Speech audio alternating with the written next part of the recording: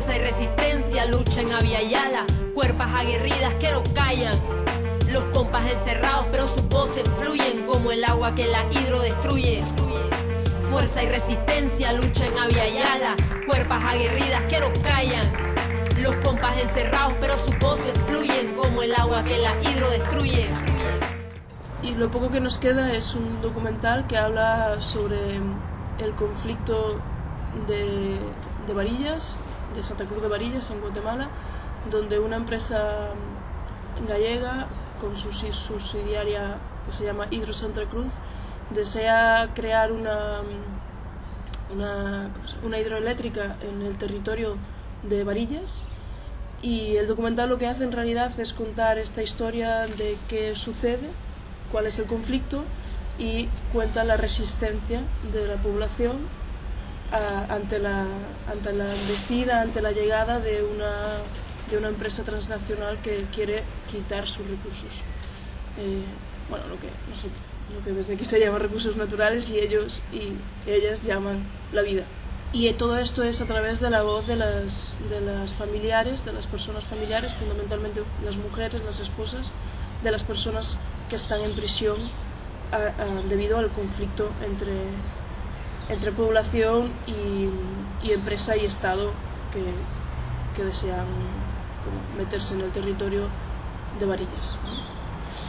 El contexto en el que se enmarca la imposición de la hidroeléctrica Can Balam, de la empresa gallega Hidralia subsidiaria Hidro Santa Cruz,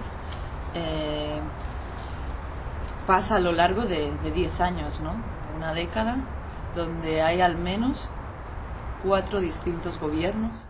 Hidralia llega a Guatemala en el año 2006 En el año 2007 la población de Varillas hizo una consulta comunitaria de buena fe, que es un procedimiento avalado por el convenio 169 de la OIT, donde los pueblos originales pueden decidir bajo sus procedimientos ancestrales las decisiones sobre su territorio y sus recursos, ¿no? Sobre lo que ellos y ellas llaman los elementos naturales o la naturaleza, la vida en general.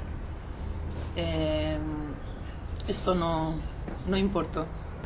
Hay un punto de inflexión en el año 2012 con la toma de posesión del general de brigada retirado Otto Pérez Molina, actualmente en la cárcel por un caso de corrupción, él y casi todo su gobierno. Cuando él llega al control del Estado en el año 2012, sí se da un cambio sustancial de condiciones para los proyectos transnacionales y en concreto para este proyecto.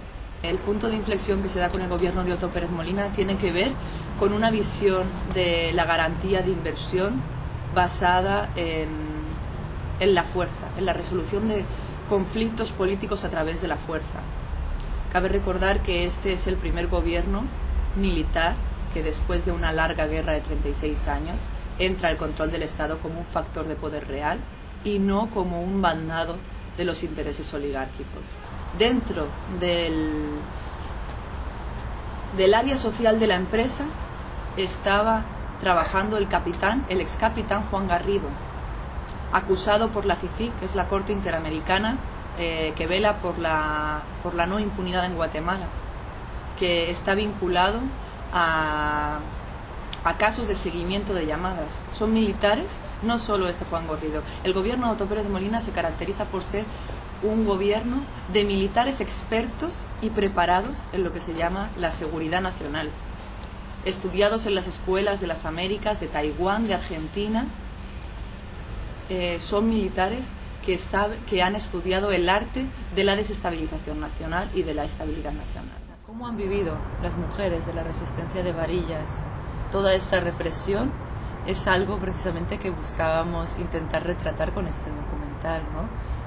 Que sean sus voces las que lo expliquen y las que denuncien cada una de las aberraciones que han vivido. Desde luego el hecho de la remilitarización que vivió Varillas, y remilitarización porque ya estaba militarizada, solo hubo un doble giro de tuerca con la llegada del general Otto Pérez Molina. eso tiene consecuencias tan concretas como que hayan hombres armados, militares y policías o no, en el territorio, que hayan seguridades privadas de las empresas, que hayan escoltas de los empresarios, que haya trabajadores de la empresa en el territorio, implica directamente un montón de amenazas para las mujeres, para todas. Las hidroeléctricas en Guatemala están interconectadas por canales eléctricos que forman parte de lo que anteriormente se llamaba Plan Puebla-Panamá y hoy se llama Plan Mesoamérica. Esta hidroeléctrica de 4,9 megabytes, forma parte de la red de alta tensión de proyectos regionales. Concretamente este Plan Mesoamérica va de Estados Unidos a Colombia, ¿verdad?, donde hay muchos intereses. Y cabe decir que todos estos megaproyectos, que hay su versión eléctrica, su versión de carretera se llama la RICAM, su versión de oleoductos, de gaseoductos, de fibra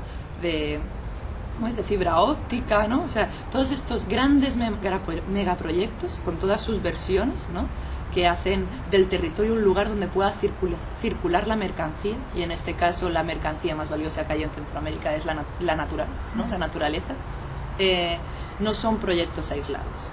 No son proyectos aislados. Entonces lo que pasó en Varillas no es un proyecto desconectado de toda esta visión del mundo y de todo este contexto económico y político regional.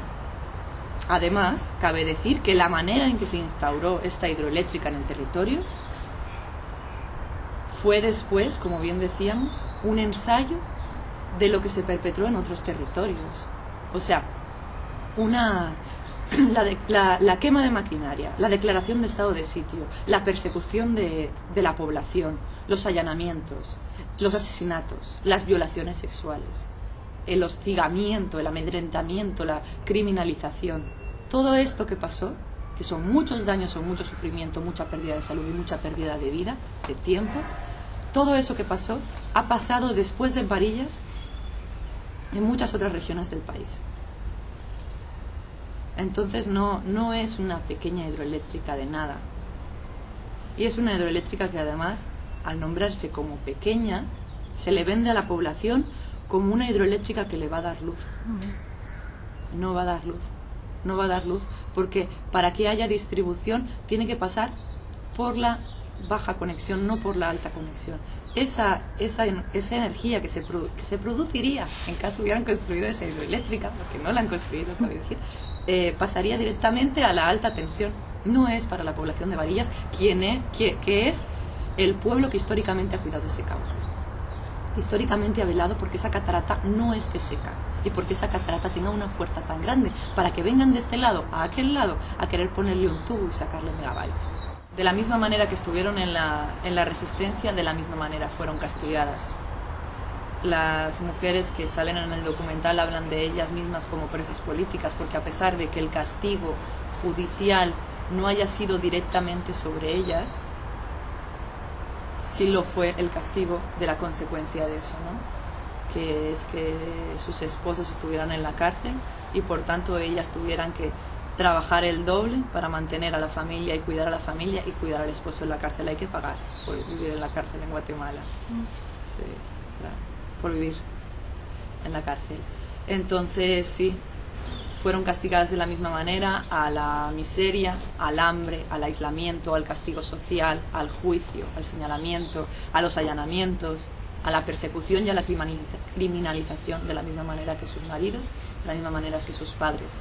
Fueron castigadas como viudas, como hijas, huérfanas, en caso de que, por ejemplo, en el caso de la hija de Daniel Pedro, de los hijos de Andrés Francisco Miguel o de Pascual.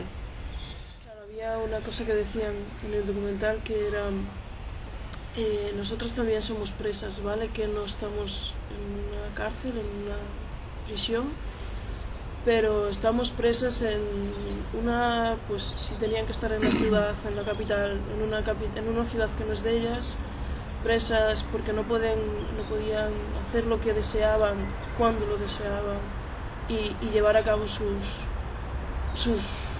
deseos de cultivar la tierra o de estar en casa o de ir a no sé dónde, O sea, eran presas porque no podían circular libremente y esto, ¿no? De el señalamiento, la hostigación, el saber que eres una persona que pueden venir a por ti, ¿no?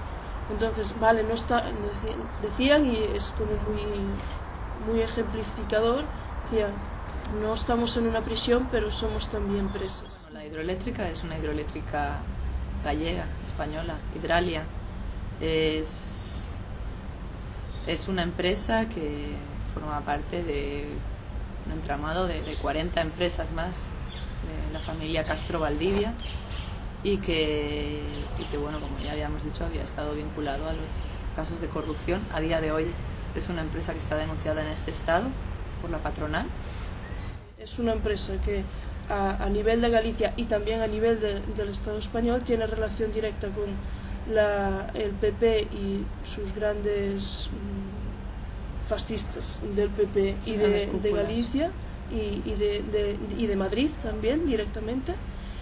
Y claro, no es casual, o sea, no es casual que durante el gobierno del PP en el 2008 también tiene licitaciones en Galicia, tiene denuncias, que es de aquí donde viene toda esta denuncia de la empresa desde el Estado español.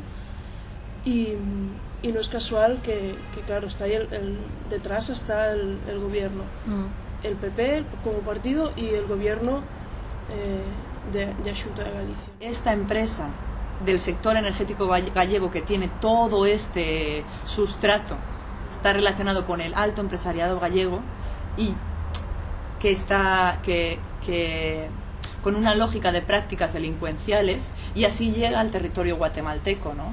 Con todas estas condiciones para hacer alianza con otro gobierno, también del PP, pero en este caso del PP guatemalteco, que se llama el Partido Patriota, que es el gobierno de Otto Pérez Molina. Entonces se da de manera, no es una casualidad, no son cosas que se van dando durante el camino, es una alianza transnacional de formas de hacer y de formas de imponer determinados proyectos. No se trata de una pequeña hidroeléctrica en Santa Cruz de Varillas, se trata de gente con mucho poder, tanto en este territorio como en el territorio de Guatemala, en una alianza económica para generar un modelo que garantice sus intereses. Los medios de información en Guatemala, los medios corporativos obviamente dan una visión que defiende los intereses de estos proyectos, ¿no? Concretamente la mayoría de medios que han hecho presencia en Santa Cruz Varillas pertenecen a un señor que se llama Ángel González, que le llaman el fantasma, es un mexicano que es dueño de la mayoría de medios de Guatemala. Y ahí andamos los medios alternativos dando la batalla, haciendo lo que se puede, ¿no? con lo que hay, ¿no? Esa es una de las dificultades del documental, ¿no?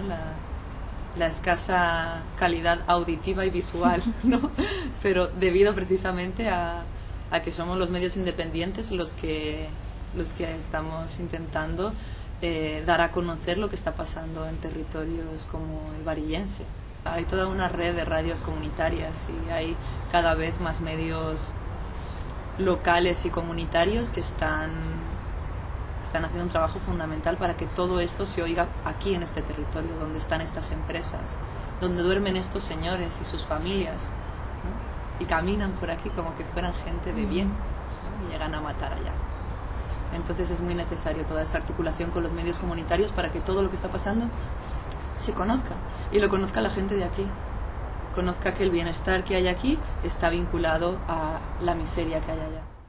Desde aquí, ¿cómo montas? ¿Cómo editas? Porque editar significa cortar, y cómo editas y cortas algo, palabras y hechos que son contadas por otras mujeres que son en una realidad completamente diferente y de la cual yo también soy responsable, pues como ciudadana europea, como ciudadana galega, que yo soy del mismo territorio que la empresa que va ahí a extraer recursos y a extraer riqueza y a matar y a fastidiar a la gente, pues ¿no? También está toda esa cuestión moral, yo creo. Y en montaje es mucho más que saber cortar y poner y dónde colocar una cosa y otra, sino también como realizadoras, para mí es qué planteamientos morales nos planteamos, valga la redundancia, a la hora de hacer esto. Una película, a las personas que la hacen o que la realizan, tiene que cambiarle la vida.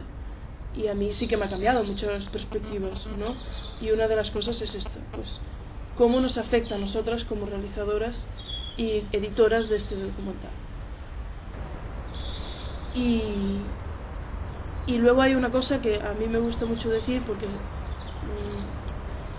como que la cosa precaria de no tener medios, de la autoproducción, de ser unas precarizadas también nosotras aquí y no tener muchos medios técnicos, lo que sea, esto implica pues un estilo de imagen o un sonido que no se escucha tan bien o cosas así, pero también lo bueno es que da libertad a contar lo que realmente nosotros queremos contar y no hay nadie por detrás que te está diciendo esto sí, esto no.